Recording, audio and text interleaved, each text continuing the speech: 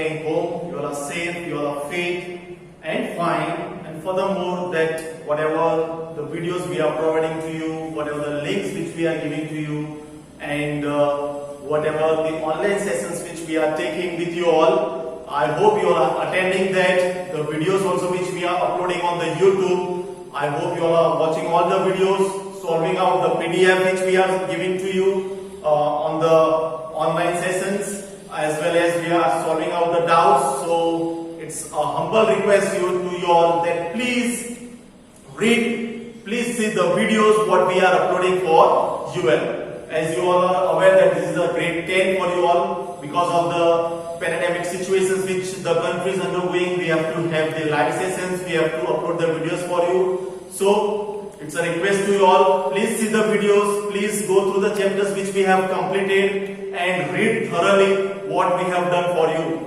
Today we will be continuing with chapter number 8, that is the natural resources.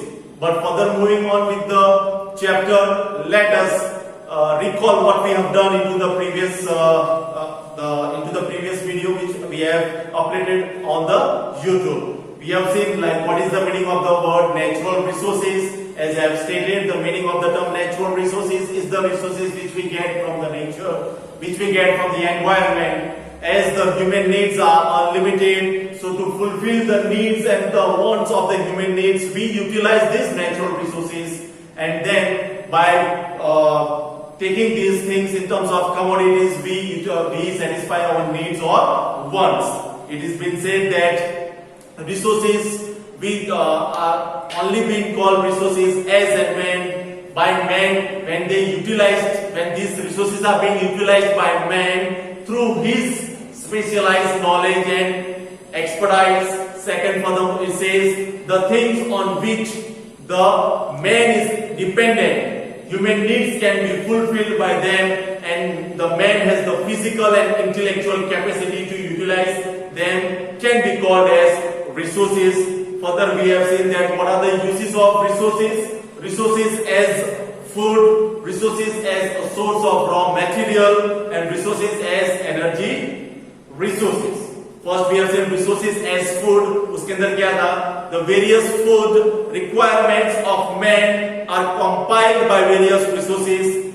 Fruits grown naturally, various crops obtained through agriculture, and so on. So in short, these are the resources which are termed as the resources as food. Fruits which are grown naturally. Okay, when you go out, like if you go into the forest area or else if you go anywhere, you can directly get the fruits from the trees. The farmers, they are growing the crops, and then these crops are grown, these crops are ripe, they sell it out, they cut and sell it out into the market, and we get the things from the farmers. Then further it says resources as a source of raw material, various goods obtained from forest, agro products, wool, hides and meats available from animals, mineral oils, etc. from the raw materials for many industries. So it says resource as a source of raw materials.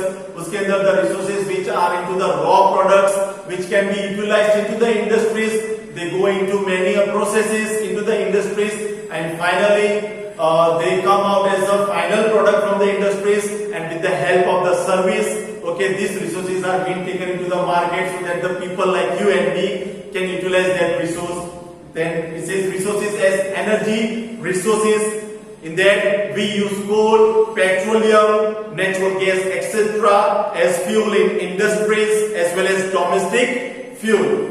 Besides, energy can be generated through solar installations, wind, sea, waves, tides and ebbs, etc. Then we have further seen that into the previous video there are different types of resources. First is on the basis of ownership, second we have seen on the basis of availability, and the third on the basis of distribution. Okay, then further we have to see like what are renewable resources and non-renewable resources. It says like you could understand details of two types. Resources can be classified by other methods also. So there are renewable resources and non-renewable resources. So let us see what is the meaning of the term renewable resources. The resources which generate their use portion within a stipulated period and which are unlimited are called renewable resources. Example, sunshine. So the word renewable मतलब जो वापिस use हो सकता है, which can be used again. For example, sunshine. The sun, as we see, like it starts giving us the sunlight from the morning at 6 o'clock or 5:30, 5:45. The timings are different at the different parts of the country, even at the different parts of the world. The sun sets at around 7 o'clock or late by late 7:15 p.m. in the evening. It says like why am I giving the example? Because it is been again the next day we get the sunrise. So we are using the sunlight again. So this is a simple example that आपको समझ में आएगा कि वापिस हम sunlight को utilize करते हैं. So it says the resources which regenerate मतलब वापिस जो generate होता है. Then used portion within a stipulated period. जो उसका यूज पोर्शन मतलब जो हम सनलाइट यूज करते हैं today that can be again utilized और can be regenerated tomorrow again, which are unlimited are called renewable resources. Example, sunshine. Non renewable, so it says the resources which are used once and cannot be regenerated again are called non renewable resources. Non renewable जो वापस एक बार use होने के बाद वापस use नहीं हो सकता है. So it says the resources which are used once only, जो एक ही बार यूज होता है. So which cannot be regenerated or which cannot be reused. So it says the resources which are used once and cannot be regenerated again are called non-renewable. Simple example is minerals. So you might be aware now what are renewable resources and what are non-renewable resources. Further it says planning and conservation of resources. हम सब जानते हैं कि resources what we have they are very limited. So there should be proper planning and conservation of resources. Proper planning होनी चाहिए कि किस तरह हमें रिसोर्स को यूटिलाइज करना चाहिए, किस तरह हम रिसोर्स को कंजर्व कर सकते हैं. Why? Because to fulfill our present generation needs, wants, as well as to keep in mind about the future generation needs and wants. So these resources should be used, should be planned, and should be conserved in a proper way. So it says unlimited needs. We all are having unlimited needs. Human wants.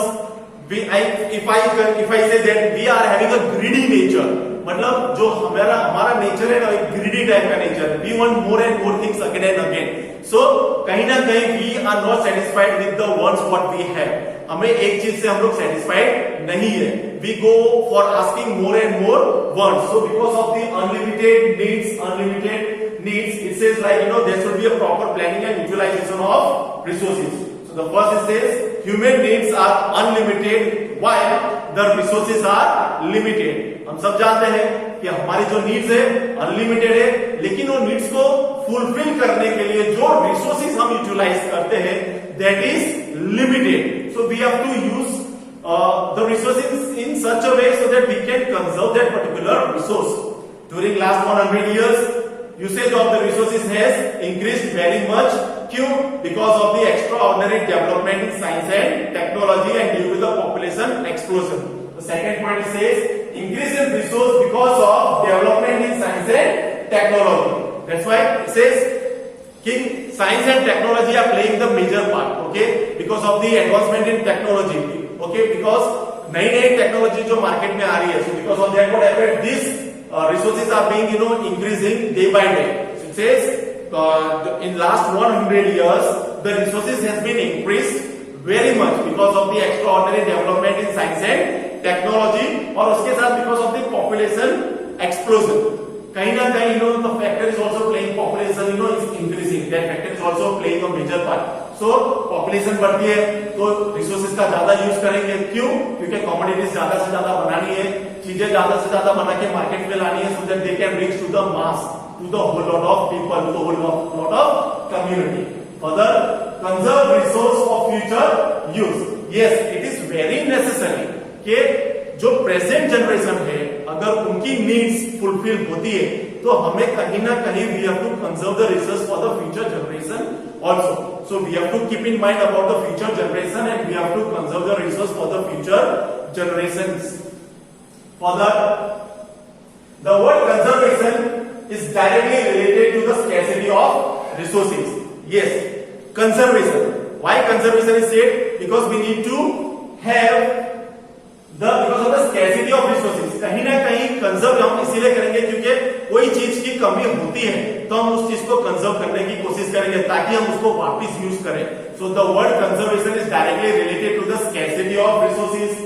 Then it says, let us understand about the planning and conservation of resources in detail. So first point it says, gather information about utilized, unutilized resource of any region or country. So we need to gather the information about the utilized resources, unutilized resources of any region or any country. Second point says, the resources which are limited and non-renewable should be exploited scientifically and should be used only when it is necessary to use them. मतलब जो resources बहुत limited है and which are non-renewable, जो वापस regenerate नहीं हो सकता, वापस reuse नहीं कर सकते, तो हमें उस resource की उस टाइम यूज करना चाहिए जब उसके हमें ज्यादा रिक्वायरमेंट है. When it is very importantly required, then only we have to use that resource. और जब हम वो रिसोर्स यूज करते हैं, नॉन रिन्यूएबल रिसोर्स की बात कर रहा हूं, when we are using that, so we have to use in such a way कि उसका हम मैक्सिमम यूज करें जिसके अंदर बहुत कम वेस्टेज हो. Then it says, attempts should be made to develop those resources, the quantity which can be increased. ऐसे resources को हम यूज कर सकते हैं. Attempts should be made to develop those resources. मतलब ऐसे we have to come with the steps to use of those resources which we can have the quantity in more. Then the resources which are cheaper and easily available should not be wasted. Cheaper available resources should not be wasted. Because अगर हम सोचे कि भाई cheaper है तो इसको ज्यादा से ज्यादा यूटिलाइज करो, ज्यादा से ज्यादा इसको यूज करो, तो ऐसा नहीं करना चाहिए. Because एक टाइम आएगा तो ये cheaper resources भी कम होने लगेगा. So we have to take care that they are not being wasted. Further, there are some of the more points. Let us see. Those resources which are limited quantities should be conserved, as what we have said, that the resources which are limited should be conserved. Necessary laws should be formed for the conservation of resources. Yes, because the states, the central, they should make the laws so that these resources are being conserved, they are not being exploited more, they are not being wasted more. Last point, citizens should be well acquainted. The meaning of the word acquainted means make someone aware of or familiar with. So the citizens should be made aware of all the facts associated with the rational usage of resources and a public awareness should be cultivated. So it is the necessary that the citizens, they should be made aware about the usage of the resources, the availability of the resources, the scarcity of the resources, the importance of the resources. Then and then only we would be taking care of the resources, we would be consuming the resources. Today we have seen two to three points.